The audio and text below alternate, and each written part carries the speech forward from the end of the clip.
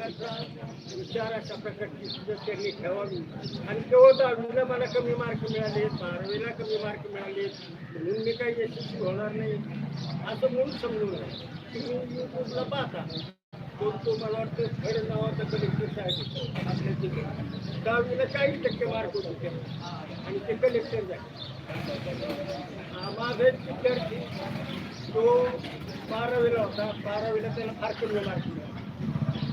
कमी मार्क मिळाल्यानंतर तो खूप नाराज झाला. माझी मुलगी त्याच वर्गात तिचा पहिला याचा दुसरा, कधी याचा पहिला तिचा दुसरा असायचा. आणि मग तो आला माझ्याकडे, तर मला फारच कमी मार्क मिळाले. त्यानंतर त्याचा शेवटच्या लिस्टमध्ये BSc ॲग्रीला नागपूरला नंबर लागला. नागपूरला तो BSc ॲग्री झाला. नंतर महात्मा फुलेला MSc ॲग्री झाला. 2006ला त्याची PSIच्या परीक्षेत निवड झाली. पण तेवढ्यावर तो थांबला नाही, तो परीक्षा देतच गेला. आणि 2006च्या कलेक्टरच्या परीक्षेत तो महाराष्ट्रात पहिला. आणि नंतर तो कलेक्टर झाला. 2 वर्षापूर्वी नगरला 2दा तो कलेक्टर. आपली छावणी होती, दुष्काळ होता.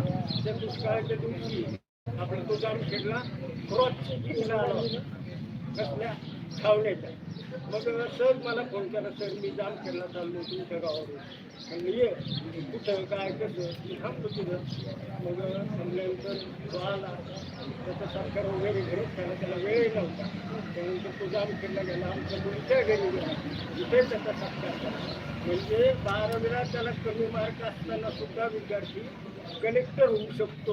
म्हणून कमी मार्क येतं यात यशस्वी होणार नाही अशा